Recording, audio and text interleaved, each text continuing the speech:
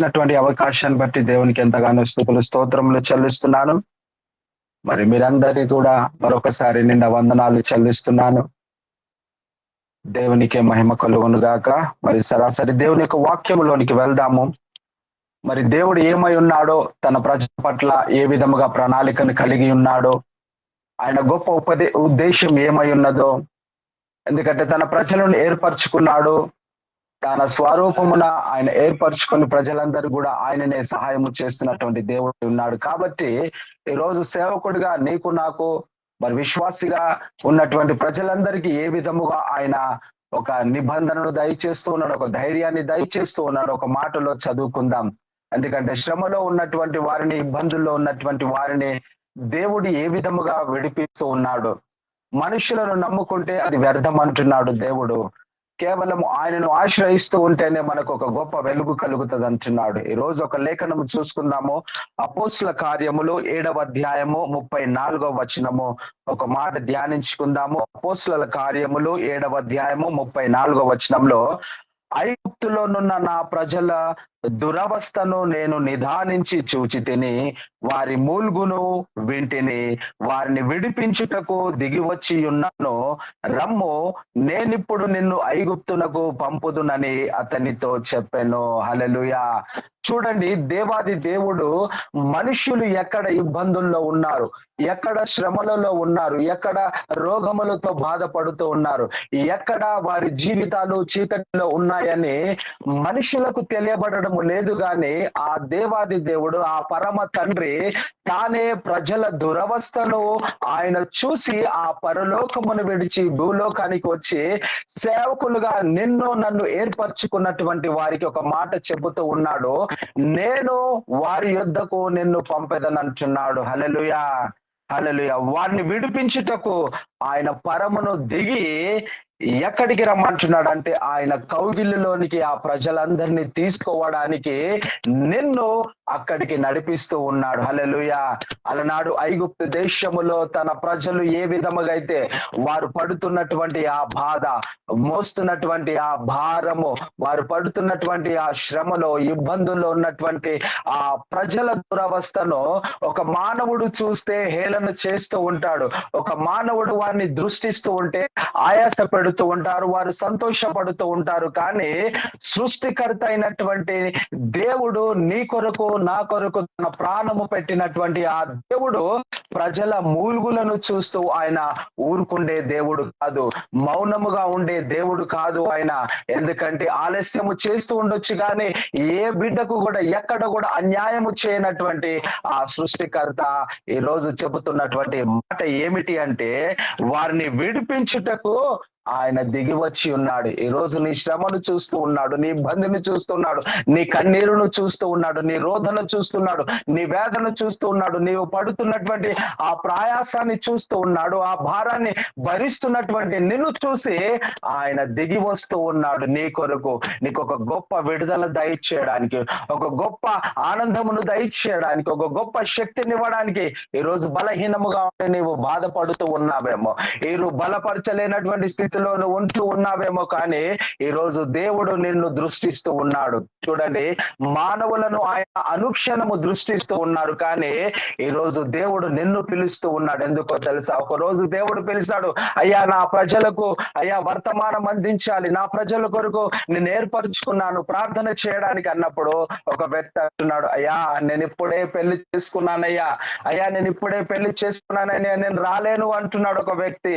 అయ్యా ఇంకొక వ్యక్తిని అడుగుతున్నాడు, అయ్యా నేను ఇప్పుడే 2 ఎద్దుల జతల ఎడ్లను కొన్నానయ్యా, వాటిని దున్నానయ్యా, వారిని అయ్యా విత్తనం వేయాలయ్యా, వారికి నీరు పోయాలయ్యా, వారు ఫలించిన తర్వాత వాటిని కోసిన తర్వాత ఆ ధాన్యం అంతా ఇంట్లో పెట్టి నేను వస్తానని ఇంకొక వ్యక్తిని అడుగుతూ ఉన్నాడు. అదే విధంగా మోషేని అడుగుతున్నాడు, అయ్యా నేను దిగి వచ్చింది ఎందుకో తెలుసా? నిన్ను నా ప్రజల దగ్గరికి నడిపించడానికి, నా వర్తమానం అందించడానికి, ఇదిగో నేను చూపిస్తున్నటువంటి కృపను వారికి తెలియపరచడానికి, ఇదిగో నేను వారిని ఆదరిస్తున్నానని వారికి తెలియపరచడానికి నేనేమై ఉన్నానో, నేను ఏ దేవుడనై ఉన్నానో, ఏ ప్రజల కొరకు నా ప్రాణము పెట్టి ఉన్నానో ఆ మాటను నీవు వారికి చెప్పడానికి నేను నిన్ను ఏర్పరచుకుంటున్నాను అంటున్నాడు. హల్లెలూయా. ఇదిగో ఈ ఉదయకాల సమయంలో దేవుడు నీతో నాతో మాట్లాడుతూ ఉన్నాడు. నీ దగ్గరికి దిగి వచ్చి ఇదిగో ఈ లోకములో ఎంతో మంది శ్రమల పాలవుతున్నారు. ఎంతో మంది యవన కాలములో ఉన్నటువంటి ప్రజలు వారి జీవితాలను పాడు చేసుకుంటూ ఉన్నారు. ఎంతో మంది వృద్ధులుగా ఉన్నటువంటి వారికి ఆశ్రయము లేక కన్నీళ్లు కారుస్తూ ఆ రోడ్ల పైన ఎంతో మంది వేదనతో దుఃఖముతో ఆ కుమారులు కుమార్తెలు వారి రోడ్డు పైన విడిచినటువంటి ఆ యొక్క రోదనము చూస్తూ ఉన్నాడు దేవుడు. ఈ రోజు నీకు ఆ పనిని అప్పగించి ఉన్నాడు. నీవు నమ్మకముగా అక్కడికి వెళ్ళగలుగుతావా? నువ్వు అక్కడికి వెళ్ళగలిగి వారి జీవితాలను ప్రార్థన వైపు మళ్లించగలుగుతావా? వారి హృదయాలను సంతోషపరిచేంతగా ఆ దేవుడు ఇచ్చినటువంటి మాటలు నువ్వు అందించగలుగుతావా? హల్లెలూయా. స్తోత్రము తండ్రి.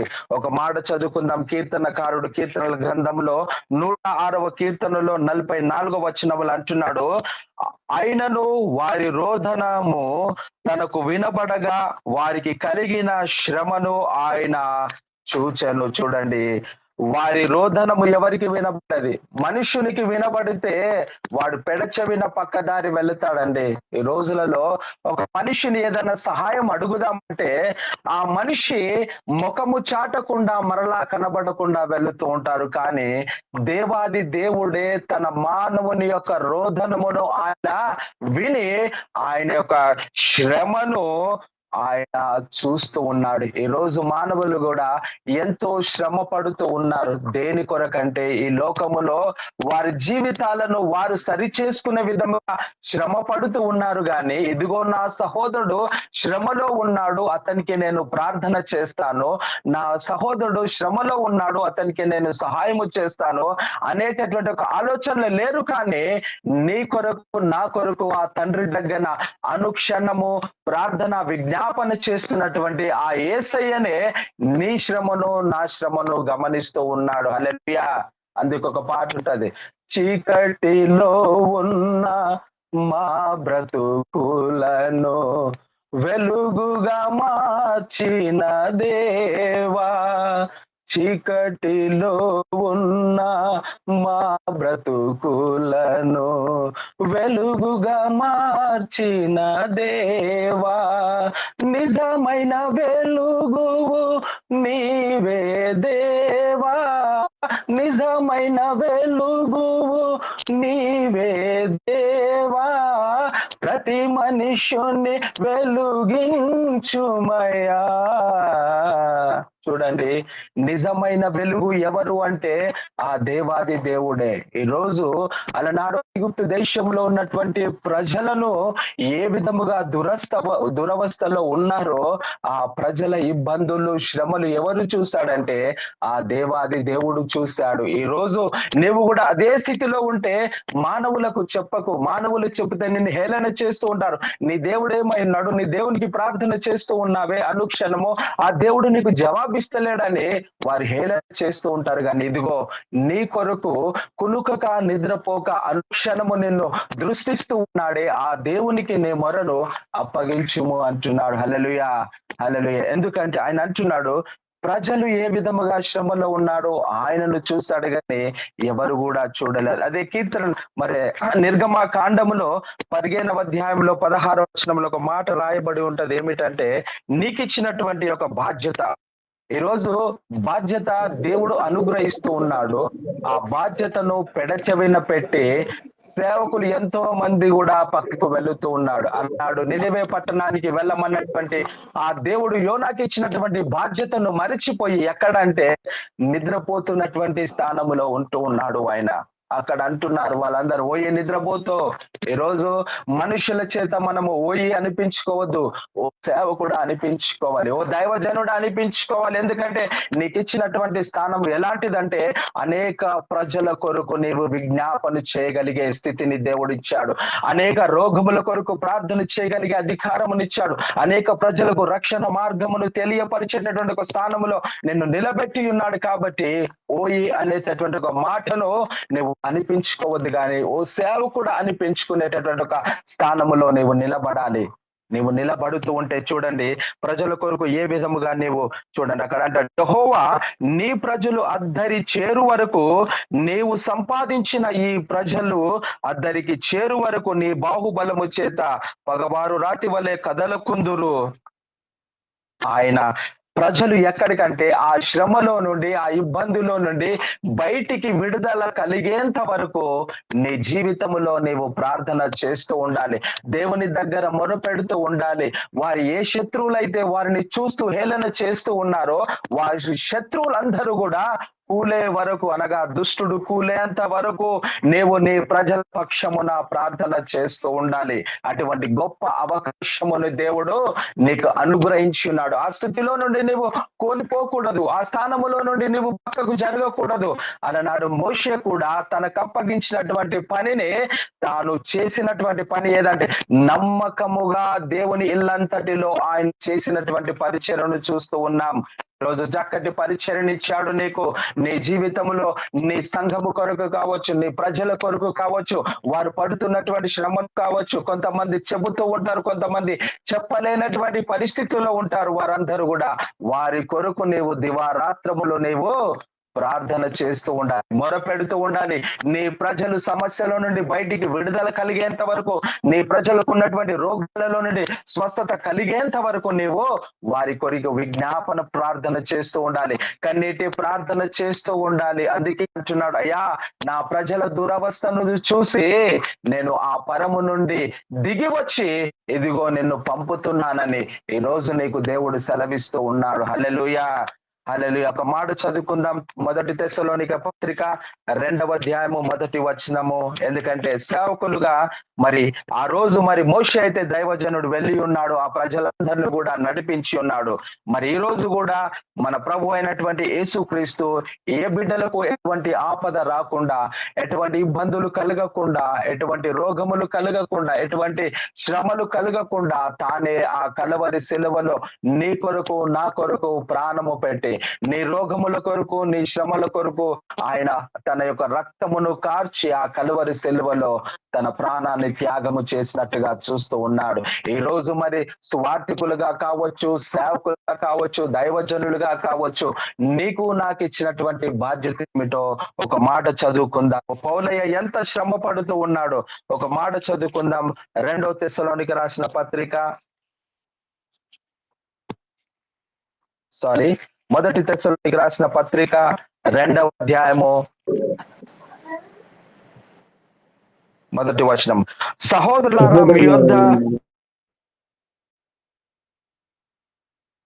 సహోదరులారా మీ యొద్ద మా ప్రవేశము వ్యర్థము కాలేదు గాని, మీరెరిగినట్టే మేము ఫిలిప్పిలో ముందు శ్రమపడి అవమానము పొంది ఎంతో పోరాటముతో దేవుని సువార్త మీకు బోధించుటకై మన దేవుని యందు ధైర్యము తెచ్చుకొంటిమని మీకు తెలియను. ఇక్కడ పౌలయ్య ఎంతో శ్రమ పడుతూ ఉన్నాడు ఒక ఆత్మను రక్షించడానికి.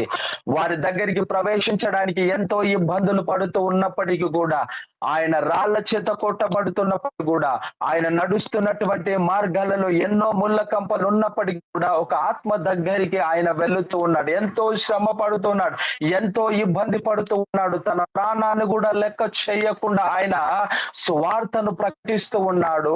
ఆ యొక్క దేవుని ప్రేమను అందిస్తూ ఉన్నాడు, దేవుని కృపను అందిస్తూ ఉన్నాడు.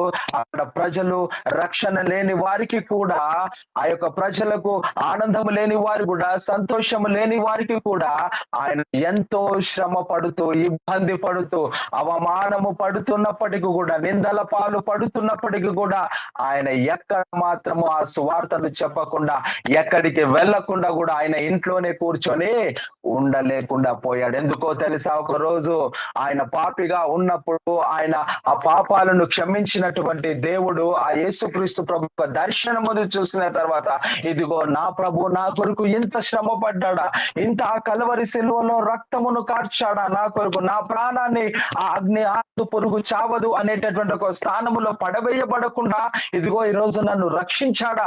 ఆ ప్రభు కొరకు నేను ప్రయాసపడుతూ నాలో ఊపిరున్నంత వరకు ఆయన సేవా పరిచయలో నేను ముందుకు సాగుతానని నిర్ణయించుకున్నాడు. కాబట్టి ఎన్ని ఇబ్బందులు, శ్రమలు, ఎంతో రక్తపాతములు జరిగినప్పటికీ కూడా ఎక్కడ కూడా ఆయన ప్రాణాన్ని లెక్క చేయకుండా ఇదిగో ప్రజలకు ఆయన దేవుని యొక్క సువార్తను అందిస్తూ ఉన్నాడు, దేవుని యొక్క వాక్యాన్ని అందిస్తూ ఉన్నాడు, దేవుని యొక్క రక్షణను అందిస్తూ ఉన్నాడు.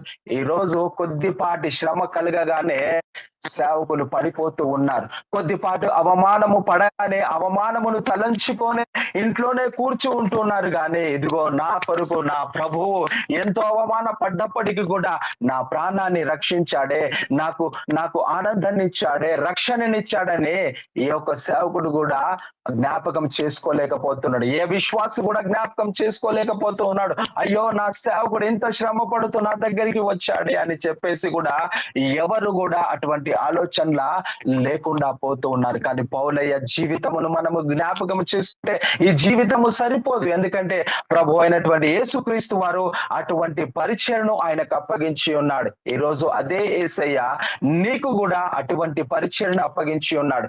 ఆటంకాలు వస్తూ ఉన్నాయా, ఇబ్బందులు వస్తున్నాయా, ఇరువులు వస్తూ ఉన్నాయా, నువ్వు వెళ్ళేటటువంటి ఒక స్థలములో దేవుడు ముందుగానే నీ దూతలను కాపుదలగా పెడతానంటున్నాడు ఆయన. అటువంటి నమ్మకమైనటువంటి విశ్వాసములో నువ్వు ఉండలేకపోతూ ఉన్నావా ఈ రోజు? కానీ పౌలు మాత్రం ఎక్కడ కూడా తన విశ్వాసాన్ని కోల్పోకుండా, తన ధైర్యాన్ని విడిచిపెట్టకుండా ప్రభువు కొరకు ముందుకు సాగుతున్నటువంటి ఆ ప్రయాణములోనే కొనసాగుతూ ఉన్నాడు. చూడండి, వెనుకున్నవన్నీ మరిచాడు ఆ పౌలయ్య. నీవు ఈ రోజు నీ వెనుకున్న వాటిని నువ్వు మరవగలుగుతూ ఉన్నావా? నీ వెనుక ఉన్నటువంటి ఆ గర్వాన్ని మరవగలుగుతున్నావు. ఇదిగో నేను సేవకుడు అని చెప్పుకుంటున్నావు, ఎంతో గర్వముతో ఉన్నావేమో, ఇదిగో ఎంతో అహంకారంగా ఉన్నావేమో. ఈ రోజు ప్రజల దగ్గరికి వెళ్ళి ఇదిగో నేను చెబుతున్నటువంటి నా మాటను నువ్వు చెబుతూ ఉండొచ్చు. కానీ ఇక్కడ పౌలు మాత్రము తన వెనుకున్నటువంటి సమస్తమును మరిచేసి వచ్చాడు. తన క్రోధమును మరిచాడు, తన పాపమును మరిచాడు, తన గర్వమును మరిచాడు, తన దీన స్థితిని, ఉన్నతమైన స్థితిని మరచి ప్రభువు దగ్గర ఆయన తనను తాను తగ్గించుకొని యథార్థమైనటువంటి జీవితాన్ని అనుభవిస్తూ ఎంతో మంది నిందల పాలు చేసినప్పటికీ కూడా వాటన్నిటిని లెక్క చేయకుండా ప్రభువు కొరకు పరిగెడుతూ ఉన్నాడు. ఈరోజు అలాంటి స్థితిలో నేను ఉండగలుగుతూ ఉన్నామా? అలాంటి పరిచయను చేయగలుగుతూ ఉన్నామా? ఈరోజు జాన్ బాబు గారు మరి శామ్యుల్ అన్న పర్వ మరి రాజన్న కూడా వాళ్ళందరూ కూడా ఒక ప్రదేశానికి వెళుతూ ఉన్నారు. దేని కొరకు వెళుతూ ఉన్నారంటే దేవుని యొక్క పరిచయను, దేవుని యొక్క సేవను చేయాలని, అక్కడ సువార్త అందించాలని ఎంతో కష్టపడుతూ ఉన్నారు. అక్కడ ఆ ప్రాంతంలో చూసుకుంటే ఎంతో చీకటిమయమైనటువంటి ప్రాంతము, అక్కడ వెలుగును ప్రకటించాలని వాళ్ళందరూ వెళుతూ ఉన్నారు. ఎందుకు? వారి జీవితాలను లెక్క చేయకుండా వెళుతూ ఉన్నారంటే ఇదిగో మా దేవుడు మాకు అటువంటి స్థితిని అనుగ్రహించు, అటువంటి పనిని చేయమని మాకు ఆ పనినిచ్చి ఉన్నాడు. కాబట్టి ఆ సేవా పరిచయలో మేము ముందుకు వెళ్ళాలని ఎంతో నిర్ణయించుకున్నారు. వారి జీవితాలను సేవకు సమర్పించుకున్నారు. ఎందుకు అంటే ఇదిగో మమ్మల్ని రక్షించిన దేవుడు అదే రక్షణను మేము కూడా ఇతరులకు పంచి పెట్టాలని వారి జీవితాలను సమర్పించుకున్నారు. అదే విధముగా పౌలయ్య కూడా తన జీవితాన్ని సమర్పించుకున్నాడు. తన ప్రాణాన్ని లెక్క చేయకుండా ముందుకు సాగుతూ ఉన్నాడు. దేని కొరకంటే ఆయన అంటుంటాడు, నేను బ్రతుకుట క్రీస్తు కొరకే, చావైనను మరీ లాభం అంటున్నాడు. నేను బ్రతికి ఉంటే అనేకులకు సువార్తను ప్రకటిస్తాను. నేను బ్రతికి ఉంటే అనేకులకు దేవుని ప్రేమను అందిస్తూ ఉంటాను. నేను బ్రతికి ఉంటే ఆ కలువరి శిలువలో ఆయన చేసిన ఆ త్యాగాన్ని నేను అందరికీ ప్రకటిస్తాను. నేను బ్రతికి ఉంటే ఆయన మరలా రాబోతూ ఉన్నాడు. ప్రతి కన్నీటిని కూడా ఆనంద బాష్ప బిందువులుగా మార్చడానికి మరలా ఆయన రాబోతూ ఉన్నాడు. అది నేను వారికి బోధిస్తానని చెప్పేసి తన జీవితాన్ని లెక్క చేయకుండా ముందున్నటువంటి ఆ పరుగు పందెములోనికి ఆయన పరిగెడుతూ ఉన్నాడు. ఈ రోజు నువ్వు పరిగెట్టగలుగుతూ ఉన్నావా? లేక ఒకే దగ్గర ఉండి అనేక ప్రజల కొరకు ప్రార్థన చేయగలిగే ఆ స్థితిలో నువ్వు నిలబడుతూ ఉన్నావా? అలాను మోషే అయితే ఆయన అక్కడ ప్రజలను దురవస్థలో ఉన్నటువంటి ఆ ప్రజల దగ్గరికి పంపించి ఉన్నాడు. వారందరినీ కూడా ఒక శ్రేష్టమైనటువంటి స్థలములోనికి నడిపించినట్టుగా చూస్తూ ఉన్నాం. ఈ రోజు నడిపిస్తూ ఉన్నావా ఆ శ్రేష్టమైనటువంటి స్థలమును? ఆ శ్రేష్టమైనటువంటి స్థలము, ఆ పరలోక రాజ్యములోనికి మార్గాలను నీ ప్రజలకు నీవు తెలియపరుస్తున్నావా? ఈ రోజు చూడండి వారి జీవితాలు ఏ విధముగా ఉన్నాయంటో ఆ విధంగా ఉన్నాయి. యాకోబు పత్రికలో ఒక మాట రాయబడి ఉంటది, అది చదువుకుందాము. యాకోబు పత్రిక 3వ అధ్యాయము 17వ వచనము. ఈ రోజు మనము దేనిని వెతుకుతూ ఉన్నాం? దేవుడు ఏదైతే మనకి ఇచ్చి ఉన్నాడో మనము దానిని వెతుకుతూ ఉండాలి. హల్లెలూయా, స్తోత్రము నైనా. ఇది అంటున్నాడు, అయితే పై ఉండి వచ్చు జ్ఞానము మొట్టమొదట పవిత్రమైనది, తర్వాత సమాధానకరమైనది, మృదువైనది, సులభముగా లోబడినది, కనికరముతోనూ మంచి ఫలముతోనూ నిండుకొనినది, పక్షపాతమైనను వేషధరి అయినను లేనిదై ఉన్నది. ఆమేన్. చూడండి, అయితే పై నుండి వచ్చు జ్ఞానము మొట్టమొదట పవిత్రమైనది. ఈ కింద లోకములో చూస్తూ ఉంటే అన్ని కూడా అపవిత్రమైనటువంటి కనబడుతూ ఉంటాయి, కానీ పై నుండి ఇచ్చేటటువంటి ఒక జ్ఞానము మొట్టమొదటిగా అది పవిత్రమైనది, తర్వాత సమాధానకరమైనది, అందరినీ సమాధాన పరిచేటటువంటి ఒక ఆ జ్ఞానం అయి ఉన్నది. అందరినీ ఏకతాటిగా, ఇదిగో చూడండి, భార్య భర్తలు సమాధానము లేకుంటుంటూ ఉంటారు, కుటుంబీకులలో సమాధానము లేకుంటుంటూ ఉంటారు, కానీ మనకు మాత్రము ఆ పై నుండి వచ్చినటువంటి ఆ జ్ఞానమును మనము పొందుకోవాలి. మనము మొదటిగా పవిత్రమైనటువంటి స్థానములో నిలబడాలి. మనము మనల్ని పవిత్రముగా పరిశుద్ధత మనము చేసుకొని అనేకులను సమాధానకరమైనటువంటి మార్గములో నడిపిస్తూ ఉండాలి. సమాధానకరం ఎక్కడ ఉన్నదంటే అది యేసుక్రీస్తు ప్రభు వారిలోనే సమాధానం ఉన్నది, కాబట్టి వారందరినీ కూడా ఆ సమాధానకర్తకైనటువంటి ఆ దేవుని దగ్గరికి మనము నడిపిస్తూ ఉండాలి. తర్వాత అది మృదువైనది, సులభముగా లోబడినది, కనికరముతోనూ మంచి ఫలముతోనూ నిండుకొనినది. హల్లెలూయా. చూడండి, అది ఎంత మెత్తనైనటువంటి ఆ ప్రేమ అంటే, క్రీస్తు ప్రేమ. నువ్వు ఎంత ఘోర పాపివైనప్పుడు కూడా, ఎన్ని చెడు పనులు చేసినప్పుడు కూడా, నువ్వు ఎంతగా ఆయనను ఆయాస పెట్టినప్పటికీ కూడా ఆయన ప్రేమ ఎలాంటిదంటే మృదువైనటువంటి ప్రేమ. అది నీకు లోబడగలిగేటటువంటి ప్రేమ. ఈ రోజు నాకు ఆ ప్రేమ లోబడదేమో అని చెప్పేసి దూరము వెళుతూ ఉన్నాము, కానీ అది మృదువైనటువంటి ఆ ప్రేమ. ఆయన సున్నితమైన మనస్సు నిన్ను తన కౌగిలిలో దాచుకోవడానికే ఆయన లోబడుతూ ఉన్నాడు నీకు, కానీ నీవు ఆయనకు లోబడగలిగేటటువంటి ఒక జీవితాన్ని జీవిస్తూ ఉన్నావా? ఆయన కనికరము కలిగినటువంటి దేవుడు. చూడండి, కనికరము కలిగిన వారు ధన్యులు, వారు కనికరింపబడుతూ అంటున్నాడు దేవుడు మత్తయి సువార్తలో. ఈ రోజు అలాంటి స్థితిలో నీవు నిలబడుతున్నావా? ఆయన అయితే నీ మీద కనికరము చూపించాడు, నీవు ఇతరుల పట్ల నీవు కనికరము చూపించగలుగుతున్నావు. ఆయనైతే నీ మీద కనికరపడి నిన్ను రక్షించి ఉన్నాడు, నీవు ఇతరుల మీద నీ ప్రేమను అందించగలుగుతున్నావా? నీవు వారితో ప్రేమగా ఉన్నావా? నీవు ఒకరిని ఒకరు ఆదరించుకునేటటువంటి ఒక స్థితిని నేర్పించాడే నీకు. ఈ రోజు ఆ స్థానములో నిలబడి నీవు ఒకరిని ఒకరు ఆదరించుకునేటటువంటి ఒక స్థానము నీవు ఇయ్యగలుగుతూ ఉన్నావా? ఆ కనికరము కలిగినటువంటి ఆ తండ్రి మంచి ఫలములను నీకు దయచేస్తూ ఉన్నాడు. ఈ రోజు ఎండిపోయినటువంటి జీవితం నీకు ఇవ్వలేదు. ఆ బండ మీద పడినటువంటి ఆ విత్తనాలు మొలవకుండా ఏ విధముగా అయితే అణిచిబడుతూ ఉన్నాయో అలాంటి స్థితి ఇవ్వలేదు, కానీ నిన్ను మంచి నేలన విత్తనములు చల్లిన తర్వాత అవి ఫలించి అభివృద్ధి పొంది ఏ విధముగా అయితే ఎదుగుతూ ఆ ఫలమును ఫలిస్తూ ఉన్నాయి, అదే విధమైనటువంటి స్థితిలో స్థానములో నిన్ను పెట్టి ఉన్నాడు. చూడండి, దేనికోసమో తెలుసా నిన్ను ఆ విధముగా పెట్టి ఉన్నాడు? ఇతరుల కొరకు. దేవుని యొక్క ప్రజలు శ్రమలో, ఇబ్బందుల్లో, రక్షణ లేకుండా ఉన్నటువంటి ప్రజల కొరకు నిన్ను ఏర్పరచుకున్నాడు సేవకుడిగా. మరి ఆ పని చేయడానికి ఎంత నమ్మకముగా ఈ లోకములో నీవు పని చేయగలుగుతూ ఉన్నావు? ఆ యొక్క యోహాను సువార్తలు అంటూ ఉంటది, నేను ఎంత మందినైతే ఆకర్షిస్తూ ఉన్నానో వారందరూ కూడా నా దగ్గరికి వచ్చేవారు అంటున్నారు. యోహాను సువార్త మరి 6వ అధ్యాయము 38వ వచనం ఒకసారి ధ్యానించుకొని ముగించుకుందాం మనము. యోహాను సువార్త 6వ అధ్యాయము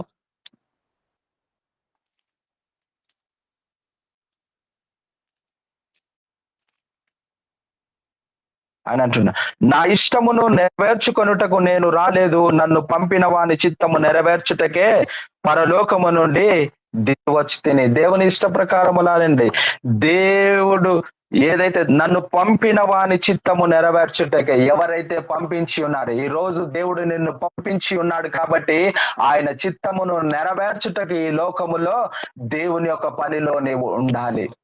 ఆ పరమ తండ్రి ఏ విధముగా అయితే ఈ లోకానికి వచ్చి ఉన్నాడో, ప్రతి మానవునికి రక్షణ కల్పించి ఉన్నాడో, ప్రతి ఒక్క మానవులను పాపములను కడిగి వేసి ఉన్నాడో, అదే విధముగా దేవుడు ఆ పరమ నుండి నిన్ను ఈ లోకానికి పంపించినాడు. కాబట్టి అదే రక్షణను నీవు వారికి కూడా చెబుతూ ఉండాలి. ఆ రక్షణను, ఆ యొక్క విలువైనటువంటి ఆయన యొక్క మాటలను నీవు ఎక్కడ కూడా బోధించకుండా నీవు తప్పిపోకూడదు. ఆ యొక్క తిమోతి దగ్గర అంటయ్యా, నేను బోధించినటువంటి నా మాటలను నీవు కూడా అదే విధముగా బోధిస్తూ ఉండాలి అంటున్నాడు. ఈ రోజు దేవుడు తన ఇష్ట ప్రకారముగా అలనాడు ఆ మోషేను ఈ లోకములో ఏర్పరచుకున్నాడు. తన జనాంగానంతరి కూడా ఆ యొక్క సంతోషకరమైన పాలు తేనెలు ప్రవహించేటటువంటి ఒక దేశములోనికి నడిపించున్నాడు. అదే విధముగా ఈ రోజు దేవుడు నిన్ను ఏర్పరచుకున్నాడు. నీవు కూడా ఆయన యొక్క రక్షణ సువార్తనులోనికి, అదే విధముగా పరలోకానికి మార్గాలను, వారి జీవితాలను సరిచేసుకొని దేవుని ఎదుట పరిశుద్ధముగా నిలబెట్టడానికి దేవుడు ఈ లోకములో ఏర్పరచుకున్నాడు. తన ఇష్ట ప్రకారం నిన్ను ఏర్పరచుకున్నాడు. తన చిత్తాన్ని నీవు నెరవేర్చడానికి దేవుడు నిన్ను ఏర్పరచుకున్నాడు. అందులో మనము నమ్మకముగా ఉండాలి. శ్రమలు వస్తూ ఉంటాయి, ఇబ్బందులు వస్తూ ఉంటాయి, ఆకలి ఉంటది, దప్పిక ఉంటది, మన జీవితాలలో ఎన్నో ఎండిపోయినటువంటి స్థితిలో ఉంటుంటాము. కానీ మనము మాత్రము ఆయన చిత్తాన్ని నెరవేర్చడానికే మన ప్రయాణము ముందుకు సాగుతూ ఉండాలి. కానీ అడుగు ఎక్కడ కూడా మనము వెనక్కి వేయకూడదు. ఎందుకంటే నాగటిపై చెయ్యి వేసి వెనకకి తిరిగినటువంటి వ్యక్తి నా వాడు కాదంటున్నాడు. ఈ రోజు నాగటిపై చెయ్యి వేస్తూ ఉన్నావు, ముందుకు వెళుతున్నావా, వెనక్కి వెలుగుతున్నావా, ఒకసారి గమనించుకోవాలి. నేను నా జీవితంలో అందుకే అంటున్నాడు, ఈ రోజు అక్కడ ప్రజలు దురవస్థ పడుతున్నారు. ఈ లోకములో కూడా ప్రజలు ఎంతో మంది రక్షణ లేక చీకటిలో ఎంతో మంది వారి జీవితాలను కోల్పోతూ ఉన్నారు. ఈ రోజుల్లో భార్య భర్తల్లో సమాధానము లేదు, ఇబ్బంది లేదు. ఈ రోజు పెళ్లి చేసుకోగానే రేపే విడాకులు చేసుకుంటున్నారు. ఎందుకంటే వారిలో ఏమున్నదంటే భయము లేనటువంటి, భక్తి లేనటువంటి జీవితాలను జీవిస్తున్నారు. అలాంటి వారికి నీవు ఆ కనికరము కలిగినటువంటి దేవునికి, సమాధానకర్త అయినటువంటి దేవుని దగ్గరికి నీవు తీసుకొని వచ్చేటటువంటి ఒక స్థానములో దేవుడు నీకు అట్టి అవకాశమునిచ్చినాడు. ఊపిరినంత వరకు ఆయన సేవలో మనము కొనసాగుతూ ఉంటే ఒకరోజు నేను ఆ జీవితంలో చక్కటి ఆ యొక్క ఏమిస్తానంటున్నాడు, జీవ ఫలాలను ఇస్తానంటున్నాడు, జీవ కీటాలను ఇస్తానంటున్నాడు.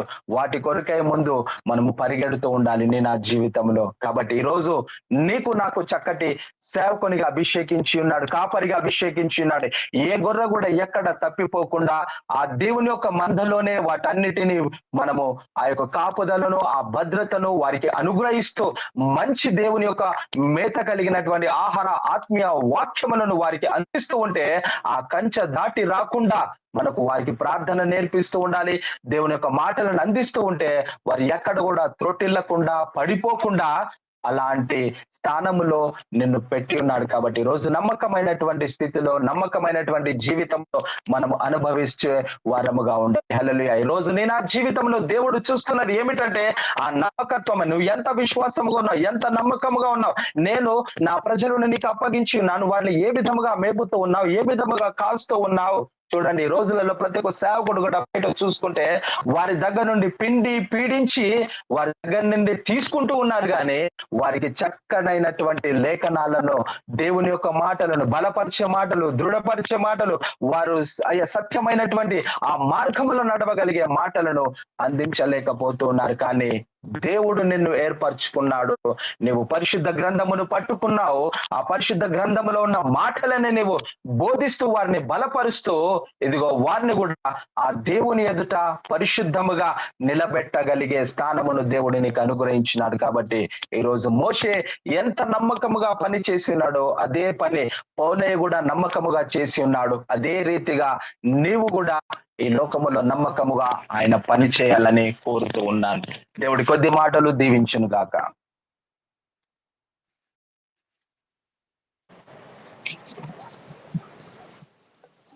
చక్కటి వాక్యాన్ని దేవుడు మనకి అందరికీ సూటిగా తేటగా మనతో మాట్లాడిన దేవాది దేవునికి స్తోత్రాలు చెల్లిద్దాం.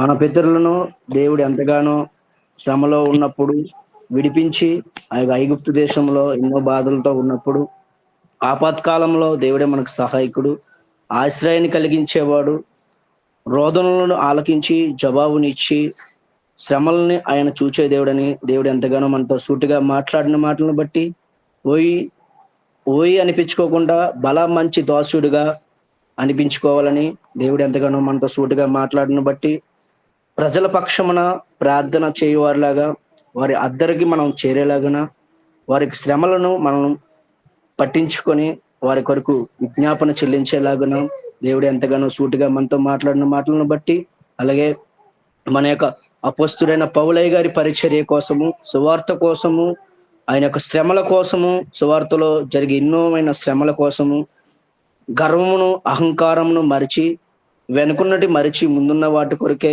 పరిగెత్తుకొని ఉన్నతమైన బహుమానం కొరకు గురి వద్దకు పరిగెట్టిన అయ్యగారి కోసము చక్కటిగా దేవుడు మనతో మాట్లాడిన మాటలను బట్టి ఆ మాదిరిగా మనందరం నడుచుకోమని, అలాగే దేవుడు మనకి ఈ లోక జ్ఞానం అయితే అవసరము కాదు, కానీ పైనుండి వచ్చే జ్ఞానము అది సమాధానపరిచేది, సులభమైనది, మృదువైనది, కనికరము గలనిది, లోబడి కలిగినది, మంచి ఫలములతో కూడిన మంచి జ్ఞానం అని దేవుడు మనతో మాట్లాడిన మాటలను బట్టి దేవుని వాక్యం సెలవిస్తుంది. అదే గ్రంథంలో 1వ అధ్యాయం యాకోబు గ్రంథం 5వ వచనం, మీలో ఎవరికైనా జ్ఞానము కొద్దిగా ఉండేలా నన్ను అడగండి, ఎవరిని గద్దించుకుంటా వారికి ధారాళంగా ఇస్తానని దేవుడు సెలవిస్తున్నాడు. ఆ విధానం బట్టి మనందరం కూడా దేవుడు సూటిగా ఆయన చిత్తానుసారముగా మనందరం కూడా నడుచుకోవాలని, ఆయన చిత్తం కొరకే మనందరం కూడా ప్రయాసపడి అనేకమైన ఆత్మల కొరకు మనం అందరము ప్రయాసపడి ఉన్నతమైన రోషము కలిగిన సేవకులుగా పనిచేయాలని దేవుడు ఎంతగో మనతో మాట్లాడిన మాటలను బట్టి, చెప్పిన విజయ్ కుమార్ అన్న బట్టి నేను ఎంతగానో అభినందిస్తున్నాను. దీన్ని బట్టి ప్రార్థన చేయవలసిందిగా మన మధ్యలో ఉన్న చిట్టిబాబు సార్ వాక్య నిమిత్తమై ప్రార్థన చేస్తారని. చిట్టిబాబు సార్, ప్రైజ్ రండి. Praise the lord. అందరికీ వందనాలు. వందనాలండి. ప్రార్థన చేసుకుందాం. కృపా కనికరము గల దేవా, నీ పాదములకు వందనములు, స్తోత్రములు తండ్రి. ఈ ఉదయకాల సమయంలో ఈ కాన్ఫరెన్స్ ద్వారా మేమందరం కూడా కూడుకొని తండ్రి బ్రదర్ విజయ్ కుమార్ ద్వారా తండ్రి నీ సిలువ చాటున మరుగుపరిచి ఆత్మీయమైన మాటలు, మా యొక్క జీవితాలకు సరిపడిన మాటలు మీరు అందించారు. మీకు స్తోత్రాలు అయ్యా. మిమ్మల్ని ఏర్పాటు చేసుకున్నామని చెప్తా ఉన్నారు. నీకు స్తోత్రాలు అయ్యా. మేమందరము కూడా ఈ యొక్క ట్రైనింగ్ నిమిత్తము కలుసుకొని నీ చిత్తంలో నడుచుకుంటున్నాను. నీ చిత్తానుసారంగా మమ్మల్ని అందరినీ కూడా నడిపిస్తున్నారు. నీకు స్తోత్రాలు ప్రభువా. ఈ అంచె దినాల్లో ఉన్న మేమందరము కూడా నశించిపోతున్న ఆత్మలను రక్షించటానికి, ప్రతి ఒక్కరిని నీ మార్గంలో నడిపించటానికి మీరు కృప చూపిస్తున్నారు. నీకు స్తోత్రాలు. ఇంకా అనేక సంఘాలుగా ఏర్పడి ప్రభువా అనేక మంది బిడ్డలను నీ మార్గంలో నడిపించటానికి మీ కృప చూపించండి. ఈ కాన్ఫరెన్స్ లో మరి ఎంతమంది బిడ్డలైతే ఉన్నారో ఇంకా రాని బిడ్డలు కూడా ఎంతో మంది ఉన్నారు ప్రభువా. వారిని కూడా నీ సేవలో విస్తారముగా వాడబడులాగున మీ కృప చూపించండి. సువార్త పరిచర్యలో ఎటువంటి ఆటంకము లేకుండా ప్రభువా అయా ఓర్పు కలిగి సహనము కలిగి అయా సువార్త ప్రకటించటానికి మీ కృప చూపించమని దేవా ప్రాధేయపడి అడుగుతున్నాం. అయా నీకు స్తోత్రాలు. అలాగే మా ప్రభా బిడ్డలు మరి అనేక ప్రాంతాలకు అనేక స్థలాలకు వెళ్ళి వాక్య పరిచర్య చేస్తుండగా మీరే తోడుగా ఉండి నడిపించండి. మంచి ఆరోగ్యము, శక్తిని, బలమును దయచేయండి ప్రభువా. అలాగే తండ్రి అయా నీకు స్తోత్రాలు. మరి రాజ్పాల్ అయ్య గారిని కూడా జ్ఞాపకం చేసుకోండి ప్రభువా. మరి ఎంతో మంది బిడ్డల్ని ప్రభువా మరి దైవజనులుగా తీర్చిదిద్ది సువార్త ప్రకటించాలి అని చెప్పని మరి వారికి ఇచ్చిన తలంపును బట్టి మీకు వందనాలు, స్తోత్రాలు అయా. వారికి మంచి ఆయురారోగ్యము దయచేయండి. వారి కుటుంబాన్ని కూడా దీవించి ఆశీర్వదించమని, వారు కూడా నీ సువార్త పరిచర్యలో దేశ విదేశాలలో ప్రపంచ దేశాలన్నిటిలో కూడా విస్తారముగా వాడబడులాగున నీ కృప నీ సహాయమును దయచేయమని తండ్రి ప్రాధేయపడి అడుగుతూ సమస్తమును నీ చిత్తానికే అప్పగిస్తూ యేసు పరిశుద్ధ నామంలో బ్రతిమలాడి వేడుకొనుచున్నాము తండ్రి. ఆమేన్. ప్రార్థన ఆలకించిన దేవాది దేవునికి వందనాలు. అలాగే ఆశీర్వాద ప్రార్థన మన మధ్యలో ఉన్న సామ్యుల బ్రదరు చేస్తారు. మనకు తెలియదు. హలో నా బ్రదర్ ఆశీర్వాదం ఇవ్వండి బ్రదర్. మన తండ్రి అయిన దేవుడి యొక్క ప్రేమయు కుమారుడైన యేసుక్రీస్తు వారి యొక్క కృపయు ఆయన కనికరమును పరిశుద్ధాత్మ అన్యోన్య సహవాసం ఆయన సన్నిధి ఆయన కాపుదల కూడి వచ్చిన మన అందరికను నడిపించిన కుమారుడికి ఆరాధన చేసిన కుమారుడికి వాక్యం చెప్పినటువంటి దైవదాసుడికి సకల కోటి పరిశుద్ధులకు ఇప్పుడు ఎల్లప్పుడు సదాకాలం తోడుగా ఉండి నడిపించునుగాక. ఆమేన్. ఆమేన్. ఆమేన్. దేవాది దేవుడు చక్కగా జరిగించి ఈ కాన్ఫరెన్స్ మొత్తాన్ని వాక్య పరిచయలోను అన్నిటిలోనూ కూడా ఘనంగా జరిగించడం నమ్ముచున్నాను, విశ్వసిస్తున్నాను. Praise lord brother, praise lord sister.